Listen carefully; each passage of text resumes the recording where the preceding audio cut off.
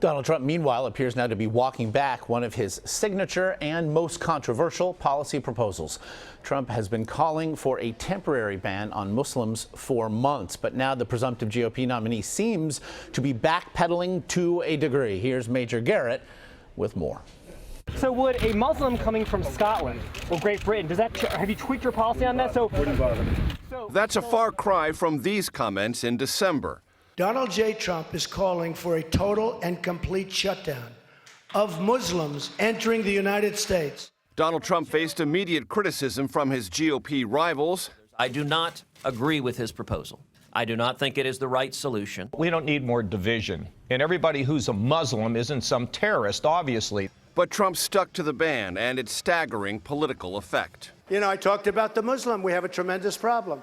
And I said, we have to study it. We have to see. 2 weeks ago, in a major foreign policy speech, Trump dropped explicit references to banning Muslim immigration and substituted vague anti-terrorism language. I will suspend immigration from areas of the world where there is a proven history of terrorism against the United States. Trump moderated the policy even more a week later. ISIS also threatens peaceful Muslims across the Middle East and peaceful Muslims across the world. National polls show that about half of general election voters oppose Trump's original plan. All this leaves the impression Trump is retreating, but it's unclear. And Trump loyalists offer few clues. Well, it's only really a change if you never knew what the ban was to begin with. He's concerned about Muslims coming from terrorist-seeking nations.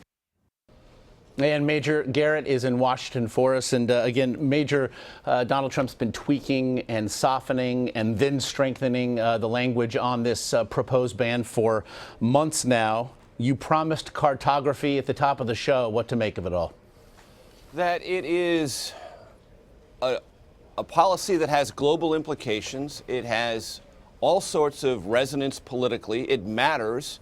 Trump talked about it. It caught the attention of Americans justifiably anxious about terrorism and wanting stronger U.S. government countermeasures on their behalf to fight terrorism. But it is still a completely blank slate. It has no actual policy specifics behind it. Trump has said things so vague as he wants to stop people coming to America with bad thoughts from places where there is a terrorism history. But that language itself provides no clues to exactly how or even how you would begin to implement this policy. And there's one thing the Trump campaign could do to clarify some of this. Write something in legislative language. And before Trump supporters say, well, that's not the way he goes about things, and that's the old Washington way of doing things, I would recommend this bit of historical fact. Newt Gingrich, who might very well be Donald Trump's running mate, and if he isn't, he certainly wants to be and is clearly a Trump policy advisor, did exactly that with the contract with America. He put legislative language behind political ideas and explained exactly how he would do the things he and House Republicans, which had been in the minority for 40 years, would do if invested with the power of House majority status. That was known as the contract with America. It worked. These ideas, once they're backed by specifics, tend to have greater resonance. Not a suggestion, not a policy proposal to the Trump campaign, that's not my game, but if he wants to explain to the American people and the world what this actually means and how it might work, a little legislative language would go a long way. How about that? Meanwhile, set to give a speech is Donald Trump today regarding the economy and trade. It's this afternoon in Pennsylvania. What are you expecting to hear? That it will be in western Pennsylvania and necessarily in southeastern Ohio, a resonant message for those who have long been concerned, and I mean for decades, about the implications of globalization in the economy and trade policies basically carried out under both Republican and Democratic administrations.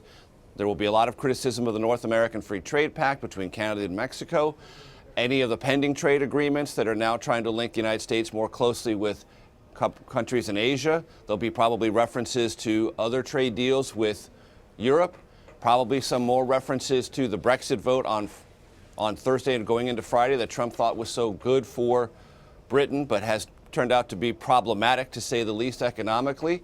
What will be interesting to see, Josh, is how much of this speech is actually as written and as delivered, because we have the Benghazi report this morning.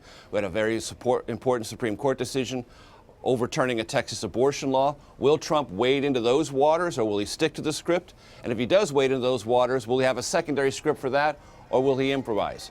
These things are part of the potential evolution of a Trump campaign, and all of us who watch his rhetoric very closely will be sifting to see, is this a policy speech written and delivered exactly as written, or will he improvise? And if so, is that a scripted improvisation or one entirely on his own? And we will all be watching in Western PA later today. Major Garrett in Washington, we thank you.